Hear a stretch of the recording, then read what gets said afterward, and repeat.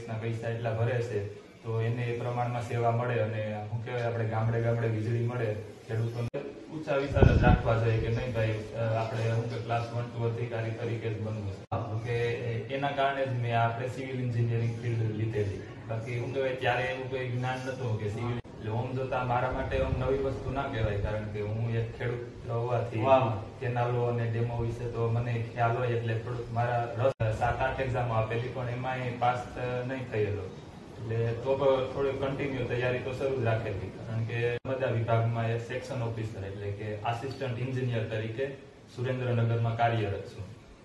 જય કમે દર્શક મિત્રો, સિંગર માલદેવ જેઠવા ચેનલમાં આપ સૌનું હાર્દિક સ્વાગત છે. When there is a will, there is a way. એટલે કે ગુજરાતી કહેવત છે, મન હોય તો માળવે જવાય. તો આ કહેવતને સાર્થક કરનાર વ્યક્તિ કે જે પોતે પોતાની રીતે કેડી કંડારી અને જીપીએસસી ની અઘરી પરીક્ષા પાસ કરનાર ક્લાસ 2 અધિકારી ની નિમણૂક પામે એ વ્યક્તિ ને જે ક્લાસ 2 અધિકારીની નિમણૂક પામે એ વ્યક્તિ ને આજે આપણે ઇન્ટરવ્યુ લેવા જઈ રહ્યા છીએ. તો એમના પાસેથી એમના સ્વમુખે એમનો પરિચય કરેલીએ. તો મહેશભાઈ, આપનું સિંગર માલદેવ જેઠવા ચેનલમાં હાર્દિક સ્વાગત. તો મહેશભાઈ, જે તમે તમારા સ્વમુખેથી અમારા દર્શક મિત્રોને તમારો પરિચય આપો. સૌપ્રથમ તો માલદેવભાઈનો ખૂબ ખૂબ આભાર કે મને વાતચીત કરવા બદલ મોકો આપ્યો. હવે મારું વતન પોરબંદર જિલ્લાના ખેડ વિસ્તારનું મૈયારી ગામ અને મેં મારો અભ્યાસ પ્રાથમિકનો અહીંયા મૈયારી ગામમાં જ કરેલો. ત્યારબાદ 10, 11, 12 માટે જુનાગઢ ગયેલો. ત્યાં હોસ્ટેલમાં એડમિશન લયેલું. અપડાઉનમાં દરરોજ આપણે શું કહેવાય મહેનત ના થઈ શકે એટલા માટે હોસ્ટેલમાં એડમિશન લઈને 10, 11, 12 જુનાગઢ કરેલું અને ત્યારબાદ મેં કોલેજ મારું અમદાવાદથી કરેલું જેમાં મેં સિવિલ એન્જિનિયરિંગ તો અભ્યાસ કરેલો. મહેશભાઈ, જે તમે બાળપણ મૈયારીમાં ગુજાર્યું, બરાબર છે? તો જે તમારો માતા પિતાનો વ્યવસાય શું? હા, મારા પિતાનો વ્યવસાય ખેડૂત તરીકેનો છે. જોકે એમને એટલી બધી ખેતી તો નહીં કરેલી પણ આમ ધ્યાન આપેલું ખેતીમાં વધારે. મારા મમ્મીએ ઘરકામ કરેલું. મારા પિતાનું ભણવા પ્રત્યે બહુ ઓલું હતું એમ. એ પોતે પણ 12 પાસ કરેલા એ ટાઈમમાં. ને અમારા બધા ભાઈઓ બહેનોને પણ ભણાવવામાં બહુ રસ જગાવેલો. ખેતીમાં થોડા ઓછા ઇન્ટરેસ્ટ હતા એમ. અમને પણ ના જવા દેતા વધારે પડતા. બરાબર, એટલા માટે ભણવામાં વધારે ઇન્ટરેસ્ટ.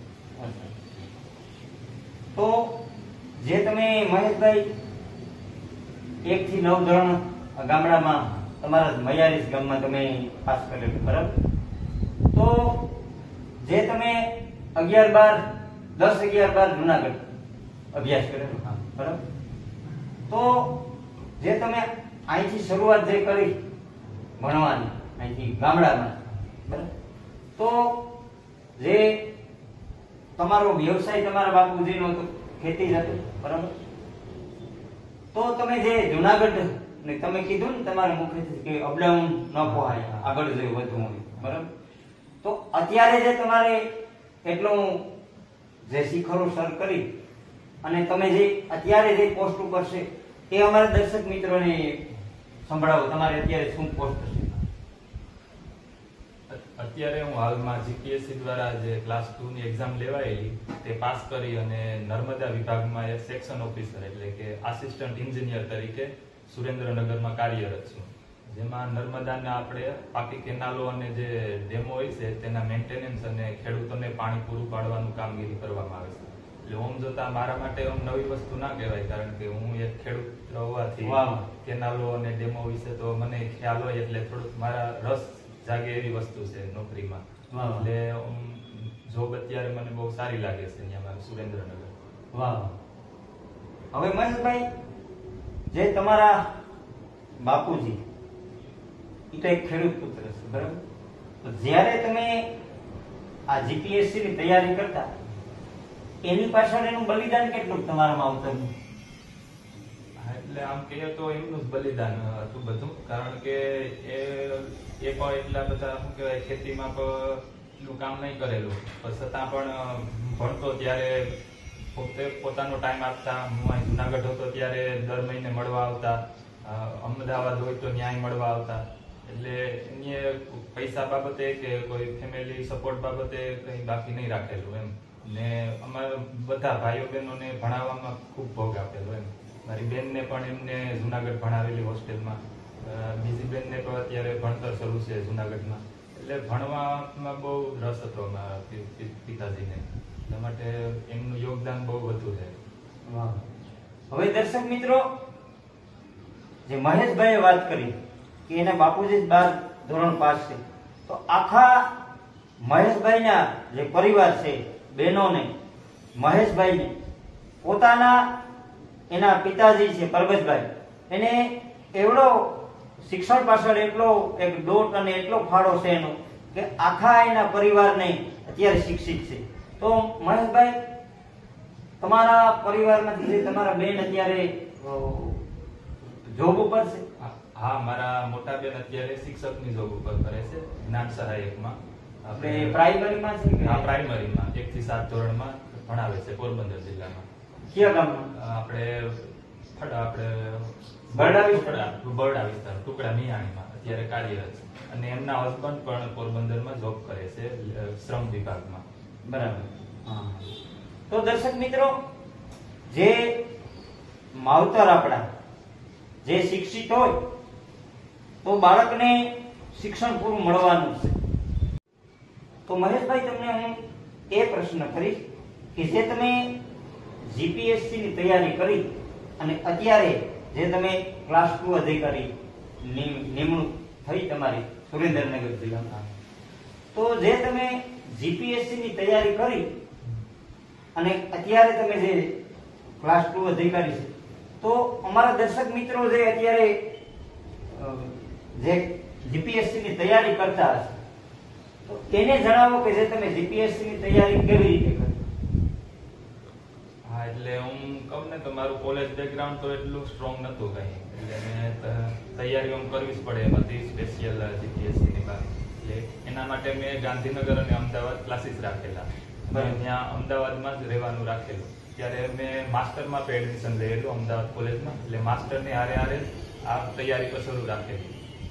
એના માટે ક્લાસીસ લીધેલા, અને દરરોજ ક્લાસીસનું 7 થી 8 કલાકનું રીડિંગ કરવાનું, અને રાતે પણ જમીને 2-3 કલાક રીડિંગ કરવાનું. એટલે હું જોતા ટોટલ 9-10 કલાક જેવું રીડિંગ કરેલું એક વર્ષ માટે. અને ત્યારબાદ જો કે મેં એક્ઝામો એના પછી ઘણી બધી આપેલી, 7-8 એક્ઝામો આપેલી, પણ એમાં પાસ નહીં થયેલો. એટલે તો થોડી કન્ટિન્યુ તૈયારી તો શરૂ જ રાખેલી, કારણ કે આપણા માટે હું બેકગ્રાઉન્ડ એટલું સ્ટ્રોંગ નતું મારું કોલેજનું, બધા સબ્જેક્ટ વિગતવાર કરવા પડે એમ હતા. એટલા માટે થોડું મારે ટાઈમને મેનેજ કરવો પડે એમ હતો, અને તૈયારીમાં ટાઈમ વધુ લાગી ગયો. પણ એકવાર તૈયારી કર્યા પછી શું કહેવાય કે બધા આમ માર્ક ખુલતા જાય છે, એક પછી એક બધી એક્ઝામો પાસ થતી જાય છે. એટલે સૌપ્રથમ તો મેં જીઈબી ની એક્ઝામ પાસ કરેલી આપણે વણાકબોરી થર્મલ પાવર સ્ટેશન ખાતે.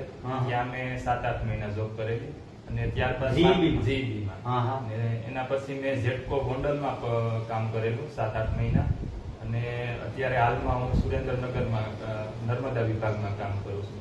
અને હાલમાં જ મારે બીજું એક માર્ગ અને મકાન વિભાગનો ઓર્ડર પણ આવે એમ છે હમણાં 2-3 મહિનામાં. એટલે હું કહેવાય ને કે આમ શરૂઆતમાં બહુ આમ નિષ્ફળતા મળેલી કે ભાઈ 7-8 એક્ઝામ આપેલી, ભાઈ એમાં ઇન્ટરવ્યુ આવતું નથી કે કોઈ પ્રકારનું શું કહેવાય આમ જોઈએ એવું રિઝલ્ટ મળતું નથી.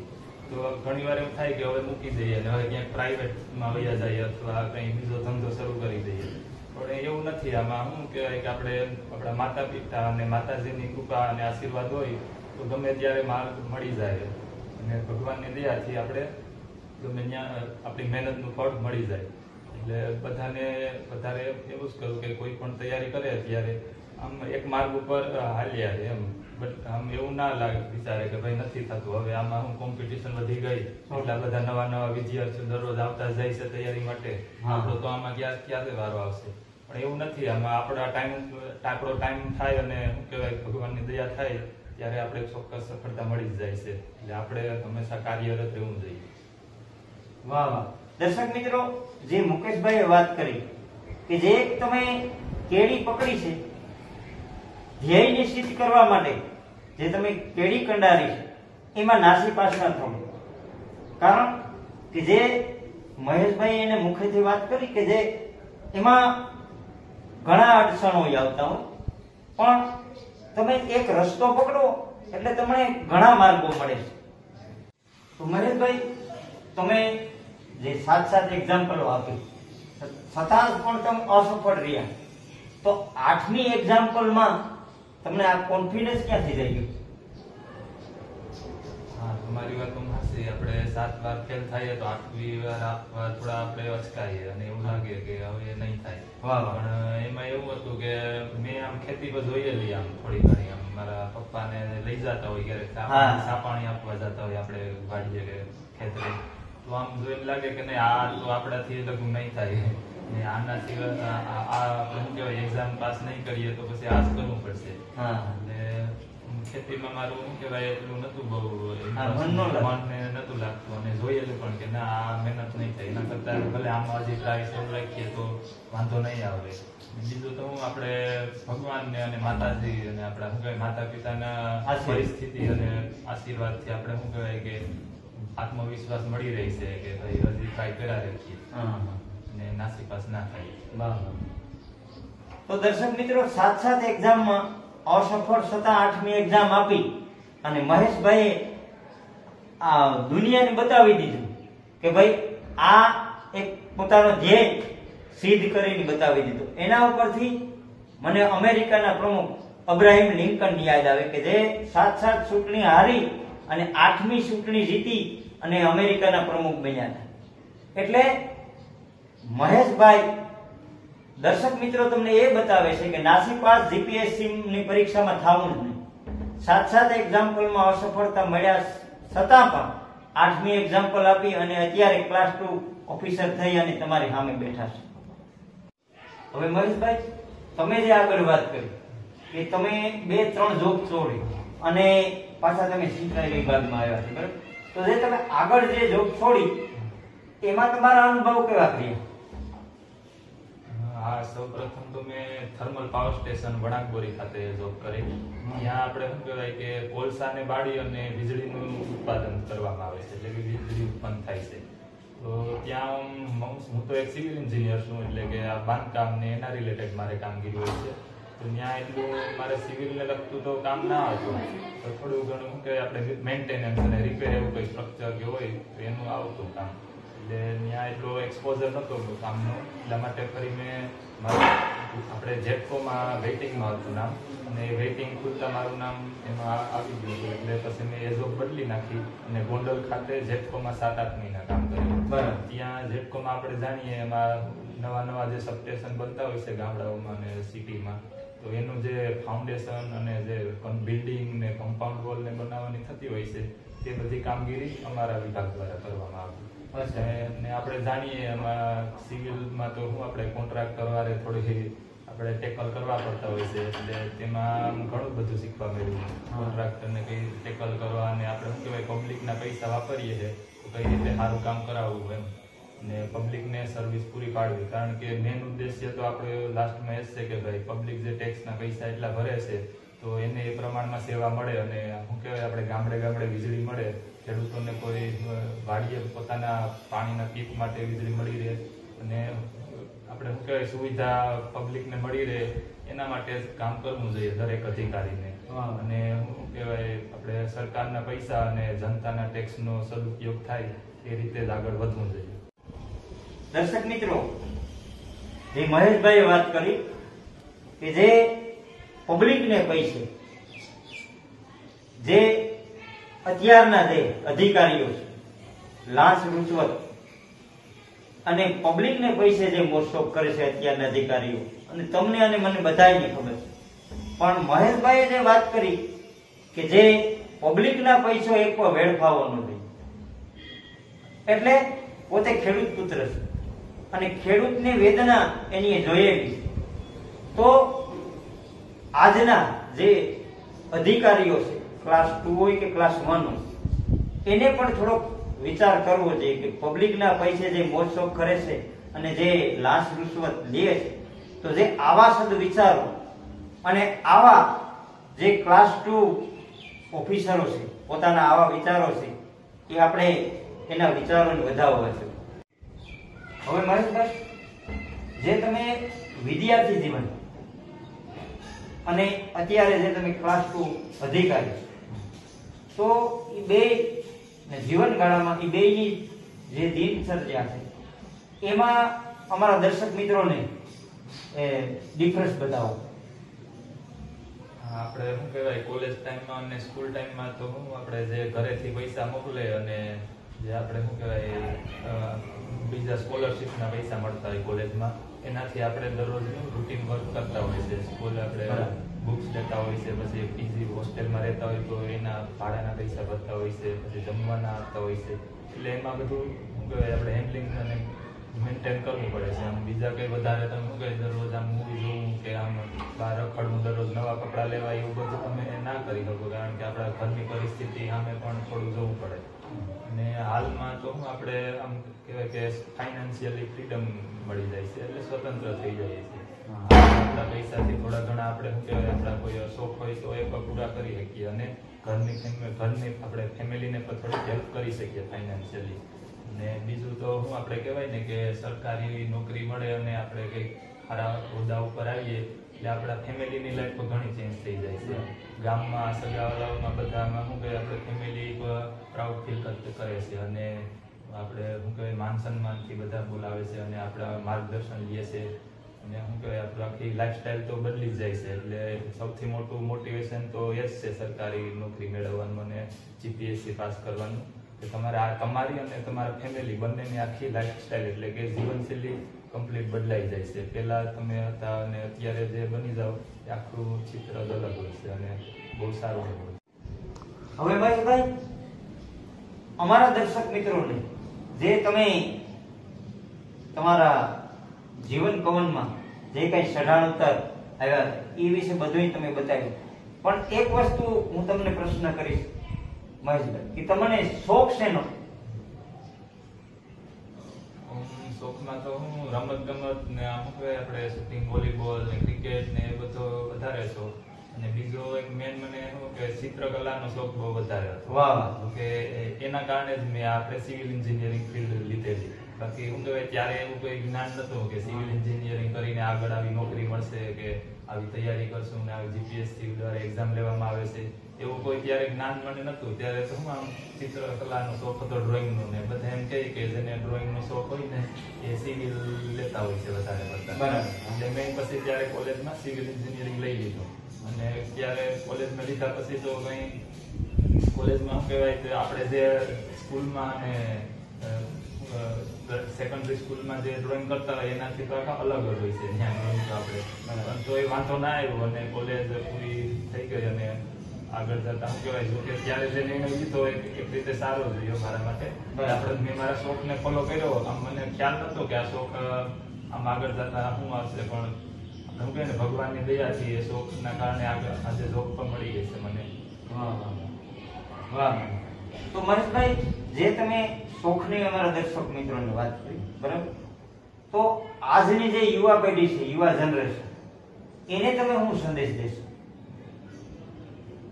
આજની પેઢીને તો એમ જ કહેવાનું વધારે કે થોડુંક ડિસિપ્લિન રાખવું જોઈએ અને બધાને શું કહેવાય વિનમ્રતા રાખવી જોઈએ બધા પ્રત્યે. ને કોઈ પણ કામ તમે કરો તો એમાં શું કહેવાય 100% તમારો આપો. એમ એવું નહીં કે ભાઈ હાલો આ જે કરવા ખાતર કરું ભાઈ હવે બે કરીએ પછી નહીં મેળાવે તો મૂકી દેવું, એવું કઈ ના હોય. આમ તમારે જે નક્કી કરો એમાં થોડુંક લાગી પડવાનું. એમ થોડી શું કહેવાય નિષ્ફળતા તો બધાને મળે જ છે, કોઈને ઘરે બેઠા શું કઈ કઈ મળતું નથી, બહાર નીકળવું જ પડે છે. એટલે કમ્ફર્ટ ઝોનમાં ના રહેવું જોઈએ. એમ બીક ના રાખવી જોઈએ કે ભાઈ હું અહીંથી શું કહેવાય બાટવા સુધી જાય, બાટવાથી આગળ ક્યાંય ભણવા નહીં જવાનું, બધીને જુનાગઢ જાય, હવે અમદાવાદ તો ભાઈ બહુ સેટું પડે, દરરોજ અપડાઉન ક્યાંથી કરવું ને એવું બધું વિચારીએ તો પછી આપણે આગળ કંઈ ના કરી શકીએ. એટલે બને એમ પોતાના કમ્ફર્ટ ઝોનની બહાર આવવું જોઈએ અને કોઈ પણ પરિસ્થિતિથી ડરવાનું નહીં. આપણે શું કહેવાય આપણા માતા પિતાના આશીર્વાદ અને ભગવાનની દયાથી તમે જીવનમાં જે ધારો એ અત્યારે કરી શકો છો અને તમારે થોડીક મહેનત તમારી આપવી પડે. તો મહેશભાઈ, તમે દર્શક મિત્રોને જે શીખ આપી, પણ અમારા દર્શક મિત્રોને જીપીએસસી વિશે થોડુંક હા, આપણે તમે જાણતા હશો, આપણે જે અલગ અલગ સ્ટેટમાં સરકારી એક્ઝામ માટેના બોર્ડ હોય છે, એમાં આપણા ગુજરાત સ્ટેટ માટે જીપીએસસી છે, એટલે કે ગુજરાત પબ્લિક સર્વિસ કમિશન, એટલે કે જનતાની સેવા માટે ક્લાસ 1 અને ક્લાસ 2 અધિકારીઓની નિમણૂક કરતા હોય છે. જેમ કે આપણે પોલીસમાં એસપી હોય છે, ડીવાયએસપી હોય છે, એ લોકોની નિમણૂક કરતા હોય. ત્યારબાદ જે નાયબ કલેક્ટર હોય છે, મામલતદાર હોય છે, એવા લોકોની નિમણૂક કરતા હોય છે. એટલે કે સારી સારી એવી પોસ્ટની જીપીએસસી દ્વારા નિમણૂક કરવામાં આવે છે. અને એ એક્ઝામમાં શું કહેવાય, આપણે તમને એમ લાગે કે ભાઈ તો હવે આપણાથી ના થાય, આપણે તો ગામડાના માણસ છીએ, હવે આપણે આમ જીપીએસસી તો ક્યાંથી કરવા જાય. એવું કઈ નથી. આપણે તમને શું કહેવાય દૂરથી લાગે કે ભાઈ નથી થાય એમ, તો તમે એકવાર થોડુંક શું કહેવાય અંદર જાણો અને થોડીક મહેનત આપો તમારી તોય થઈ જાય. એવું કઈ નથી કે ભાઈ નથી કરી, આપણાથી ના થાય, આપણે હવે એટલું ભણેલા નથી ને હવે એમાં બધા એવા જ લોકો હોય છે. શું કહેવાય આપણે કે કોલેજનું બેકગ્રાઉન્ડ શું કહેવાય એટલું સારું ના હોય, પણ આમાં શું કહેવાય રેન્ક લઈને આવે છે, સારા એવા માર્ક્સથી પાસ થતા હોય છે. એટલે તમારું પાછળનું એજ્યુકેશન જોઈને એવું ના વિચારી લેવાય કે ભાઈ આપણે તો ક્લાર્કની કે શું કહેવાય આ પીયુની જોબ મળી જાય તો એ સારું. આપણે શું કહેવાય ઊંચા વિચાર જ રાખવા જોઈએ કે નહીં ભાઈ આપણે શું કે ક્લાસ 1 to અધિકારી તરીકે જ બનવું છે. દર્શક મિત્રો, જે સ્વામી વિવેકાનંદનું એક સૂત્ર છે, ઉઠો જાગો અને ધ્યેય પ્રાપ્તિ સુધી મંડ્યા રહો. તો એ સૂત્રને અમારા મહેશભાઈ સાર્થક કર્યું છે અને યંગ જનરેશનને પોતે શીખ આપી છે કે નાસીપાસ કદી ન થવું. એ સાત એક્ઝામ્પલમાં અસફળતા મળ્યા છતાં પણ 8મી એક્ઝામ્પલ જીપીએસસીની પાસ કરી અને અત્યારે ક્લાસ 2 અધિકારી બનીને આપણી સામે બેઠા. તો દર્શક મિત્રો, આવા પાછા એપિસોડમાં પણ આપણે આવા જ વ્યક્તિની પાછા આપણી મુલાકાત કરતા રહેશું. ત્યાં સુધી મળશું મેળે મેળાવડે, મળશું એકબીજાને ગામ ગઈએ, મેકરણ કે એક દી નહીં મળીએ, જેથી ધરતી ઢંગ ગઈએ. જય કમિયા.